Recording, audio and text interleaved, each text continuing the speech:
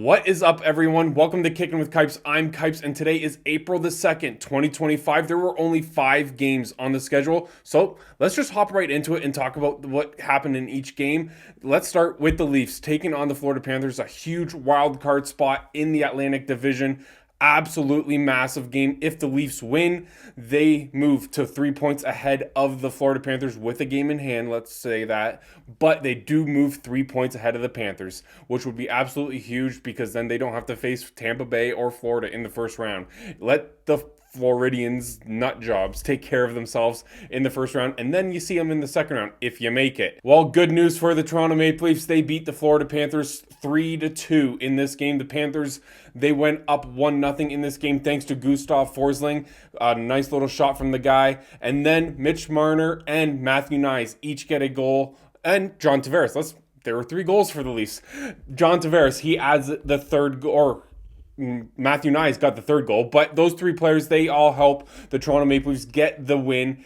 Anthony Stolarz against his former team, absolutely amazing. He made some lights out, beautiful saves en route to helping the Leafs get the win. The next game on the schedule was the Hurricanes taking on the Washington Capitals. The Washington Capitals and Ovechkin, they are in the playoffs. They have secured their spot, but they are pretty much playing to get Ovechkin that Wayne Gretzky record, and they are inching ever closer. Alexander Ovechkin and the Washington Capitals, they only got 1 goal tonight, and it was Ovechkin. And he only needs 3 goals to make it past. He needs 2 to tie, 3 to pass Wayne Gretzky's all-time leading goal scorer record.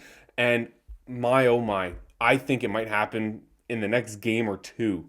I forget who exactly the next opponent is for the Washington Capitals, but it's I don't remember it being a very good team. So I hope Ovechkin just pots a hat trick.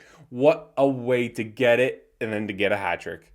The Hurricanes, they get 5 goals on the night. Jackson Blake, one of the goal scorers for the Carolina Hurricanes. This game, in the end, was absolutely a royal rumble of a game. There were so many fights. I think there was over 100 penalty minutes handed out in the last couple minutes.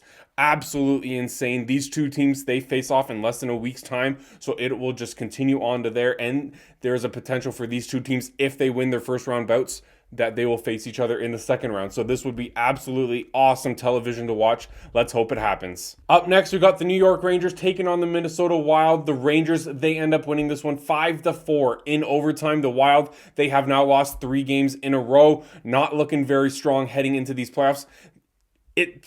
There's a very, very good chance it won't happen, but if the Flames win most of their games and the Wild continue this stupid little skid that they're on, there is a chance that the Wild will drop out of the playoffs and the Flames move in. I don't see it happening. I honestly think it's done and dusted for the Flames.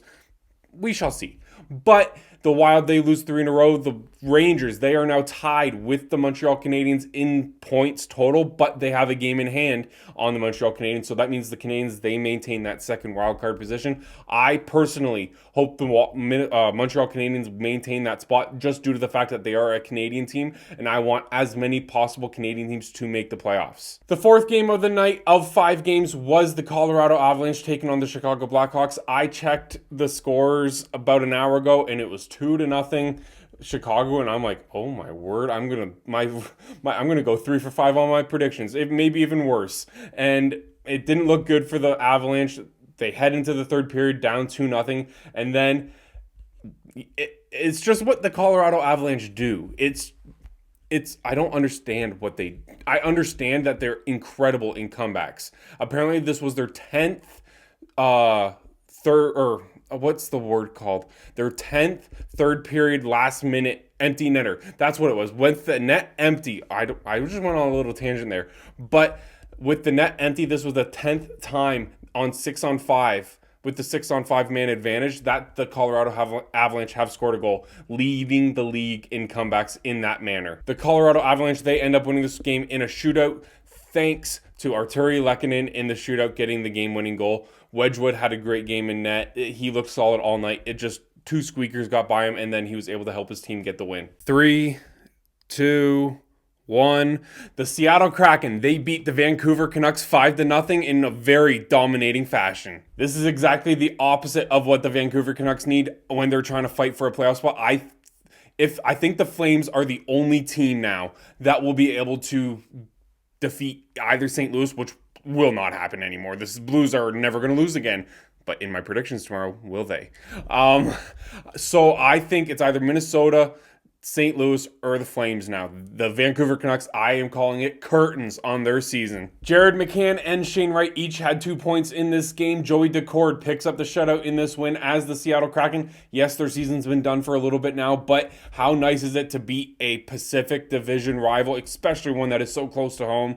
These two are very big rivals just because of location, and must feel so nice to get such a commanding win over your big rivals. That is it for this video. Thank you so much for watching. If you are new here, let me know where you're tuning in from. I would love to know where these new subscribers are coming from. It means the absolute world to me. And yeah, talk to you tomorrow during the predictions, and we'll see you tomorrow night for more recaps. Have a great night. Talk to you later.